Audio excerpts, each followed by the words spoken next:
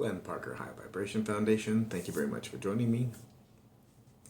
Today I wanted to talk about the Seven Sisters and the image that I had come across in the Great Pyramid of Giza. And I like to label the first contact image in that, well, there's a couple different reasons. First, I talked to TReb yit-NE, and channeled by Rob Ganter, and I asked him a lot of questions, but right at the end, as we were running out of time, I'm like, well, there's this image that I found, and I find great joy and unconditional love and integration and contact when I am looking at it, especially at night when there's no other ambient light. And matter of fact, the image changes in that there's extra little lights that start to come up. In the last couple of years, it's been like the last year, little like presences, little awarenesses are coming up. And you're like, that's just crazy talk, Glenn. I'm like, well, let's continue. So TReb was saying that, and he can't see the image, he can only see energetically what it's doing in my body, in the energetics of my body, in the chakras. And he was saying that basically it was bypassing blockages and giving great integration and unifying your chakras to allow a lot more energy to come through when you're viewing this image. And I'm like, And he gave me some exercises to do. So this image is an integration image meant to integrate you. It also has all these little faces in it as well, and they change the longer that you look at it. And let me tell you where it came from and what other parts of what the image also represents. It is from the Great Pyramid of Giza in the Queen's Chamber. There's this little tiny little opening, probably about that big. And they built a little robot in the 90s, like 92. Put it in there. A scientist said, hey, Egyptologists, like, I want to see what's on the other side. We don't know how long it is. And they didn't have a lot of the things that we have now, like the lasers, check it out. So they built this little robot. A Russian guy built this little robot, and they put it in there and had these like feet on it so that they could hang on to the walls and go. And there's other Egyptologists, the top ones, are sitting there supervising this process, and they have a little camera on this little bad boy, and he's going and he's going and he's going. And, they get farther and farther and farther, and I think they go 12, 15, 18 feet back, and then it starts to hit an incline, and they're like, everybody's like, what? And it starts going up, and it's sending pictures back, and there's rock, and there's different types of rock, and there's different types of rock from different locations, not necessarily geographically centric to where they are, where they thought all the materials that were built for the Great Pyramid were built. And they end up at a door about 60 to 80 feet, maybe even higher up from where they started. And they're like, and the door is, a door, it's like about yay high.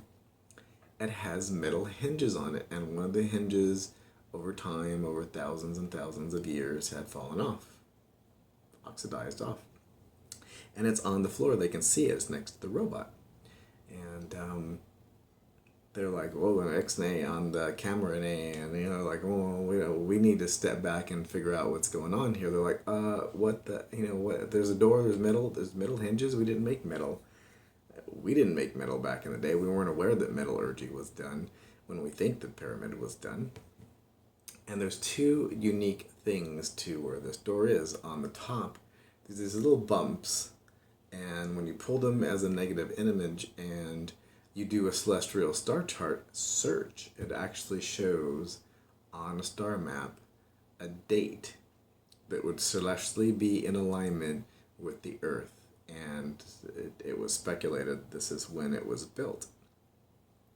And this chamber is also in conjunction and in alignment with a couple different star systems. So what they did is several years later in 96, they got permission, and it wasn't with the original scientists that wanted to go in there. They were monkeying around all by themselves, and they weren't disclosing it to Egyptologists. And this Egyptologist was even saying, and I have this video that's kind of rare, and he's like, and he's talking to fellow Egyptologists and other archaeologists.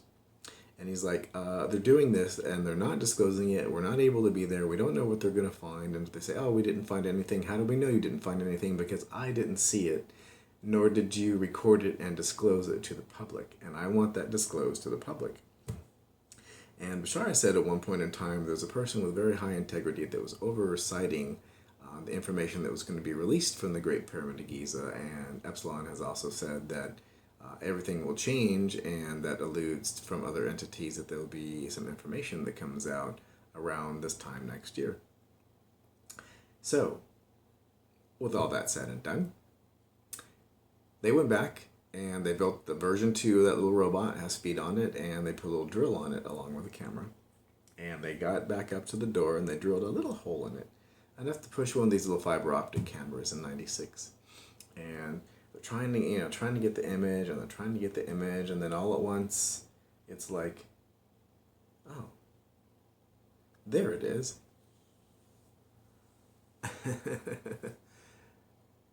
It's like, ta-da!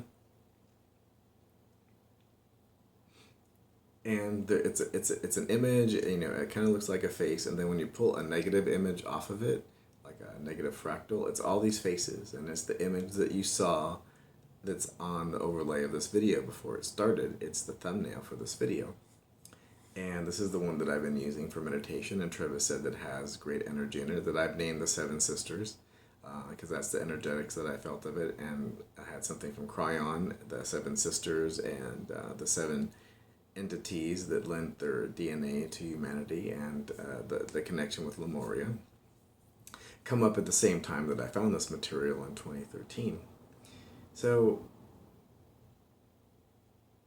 if you pull if you look at this image and you use all the brightest points as a star chart, it actually overlays to our star system and to the celestial star system. And there are stars on this map that are not within any of our star maps. And from what I've heard, and I haven't done a lot of research on that, but from what I saw, it could be speculated that the YahYel homeworld and other homeworlds that are within closer proximity to us within years of light could be some of these other stars and other civilizations that are outside our current vibrational realm. I found that immensely interesting, and every time I look at this image, sometimes I feel like a presence, and other times I feel a little out of sync, but each and every time I feel more integration. And if I do it before bedtime, epic dream states like the transformative shifting, or doing the holotope, looking at your own reflection energetically in the mirror before bedtime. So there's a link down below to download this image off the Foundation website and get a full-blown image from this bad boy. And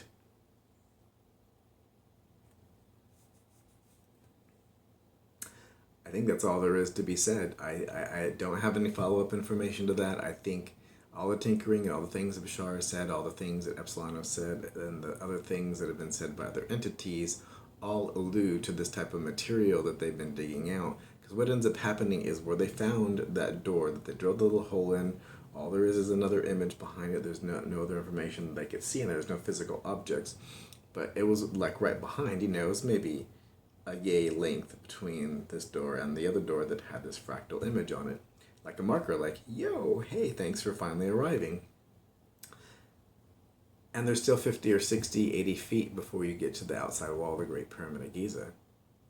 That is a lot of room for there to be other... What's behind there? What else is there? And it could only have been put there when they built the Great Pyramid. There's no way anybody could have gone up and put any information or any items in there. It would have had to have been built as it was built. So it has been there since it was actually built.